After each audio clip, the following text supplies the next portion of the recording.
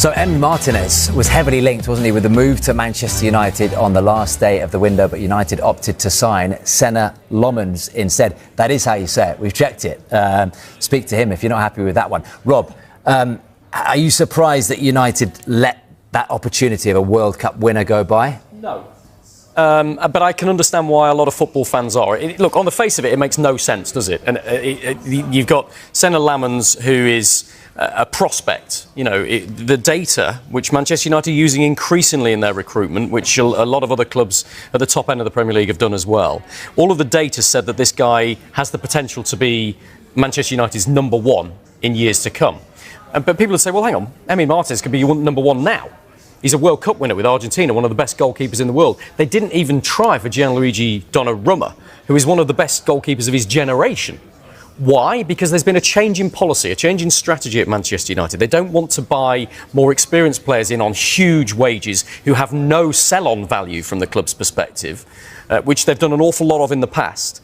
Their focus is on trying to do more of what Chelsea have done, buy young talent that they can improve, who they believe have the potential to be first-team players and superstars in the years to come, so that they're not wasting money. We know that it's tight with PSR, and their entire focus in this window was in attacking areas. They spent £207.2 million on 3 attacking players, and they think they've got the best in class when it comes to Mateus Cunha, Brian Mbeumo and Benjamin Sesko. They're delighted with that work, and they did that knowing that they need to improve midfield, knowing that they need to improve defence, but knowing also that they can't solve all of the squad's imbalances in one transfer window. And all of the strategy for Manchester United said, we have to score more goals. If we want to make it into the top 6, we have to score more goals. And that is more important than us stopping goals, more important than us conceding fewer goals. So that's why this window is focused entirely on the attacking areas. It'll be a different focus in the next transfer window. It's all part of Manchester United's regeneration. The fans won't necessarily agree with it. They won't necessarily understand it. They'll be crying out for a midfielder, I'm sure. Yeah. United will say we've got 4 top-quality international midfielders and we've got Kobbie Mainoo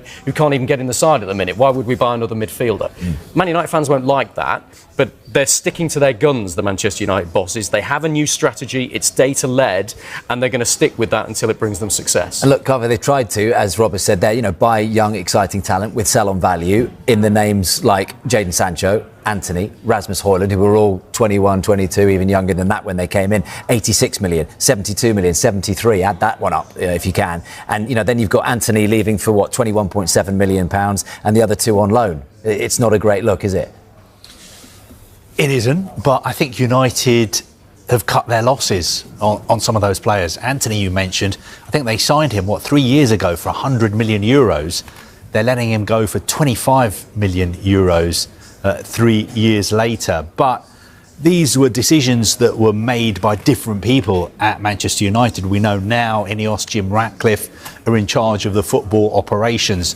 And the same has happened at Chelsea. The new people who are inside the building have to deal with some mistakes that were made in the past, and they have to make losses and they have to make big calls.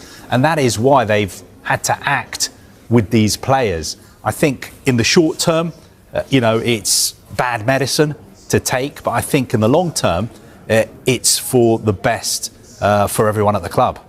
Yeah, I just wonder in the last 30 seconds we've got, Rob, less than that, how happy Amorim will be with that window out of 10. Look, I think he's bought into the project. He's part of the discussions, and all of the transfers that were made with his blessing and his understanding. So yeah, it feels like they're all on the same page right now. They haven't got every decision right, but they've got a lot of more work to do. It's been described to me as a juggernaut, Manchester United, that hasn't had anybody piloting it right in the past. They think hopefully they're steering it in the right direction now. Rob, Carve, thank you very much indeed. The correspondents with us for the last hour, enjoyed that. Up next, the Premier League show with the brilliant Mr. Martin O'Neill. You don't want to miss that one, everyone. See you next time. Why Man United pulled out of Emiliano Martínez transfer race after agreeing £18.2 million deal. Manchester United have chosen to sign Royal Antwerp goalkeeper Senna Lomans instead of Aston Villa's Emiliano Martínez on what's become a hectic transfer deadline day at Old Trafford. Manchester United moved to address their goalkeeper crisis on deadline day by agreeing to sign Senna Lomans for £18.2 million plus add-ons. United decided to recruit a new number 1 after costly mistakes from Altay Bayindir and Andre Onana at the start of the season, with Lomans the preferred choice. The 23-year-old Belgium youth international travelled to Manchester to complete his move from Royal Antwerp and has agreed a 5-year deal with United. United also considered a move for Aston Villa's 32-year-old keeper Emiliano Martínez, but decided on Lamens because of his younger profile. Martínez would also have cost United twice as much as Lamens and would have demanded wages in the region of £200,000 a week.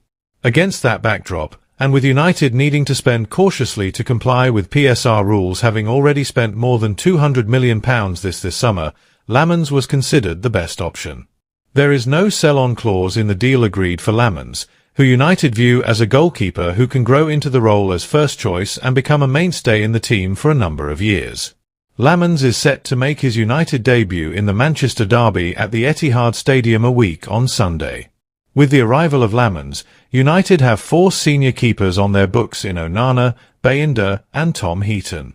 Sources close to Onana have said he intends to stay and fight for the number 1 spot, which makes it likely Bayindir will go out on loan for the rest of the season or seek a permanent switch. Emiliano Martínez won't be joining Manchester United. The Turkish shot-stopper started all 3 of United's league matches before the international break, while Onana was given the Carabao Cup game at Grimsby. Bayindir's errors at home to Arsenal and Burnley, either side of his struggles away to Fulham, failed to convince Ruben Amorim that he was good enough to remain number 1 beyond the transfer window. Meanwhile, Onana had a nightmare against Grimsby Town.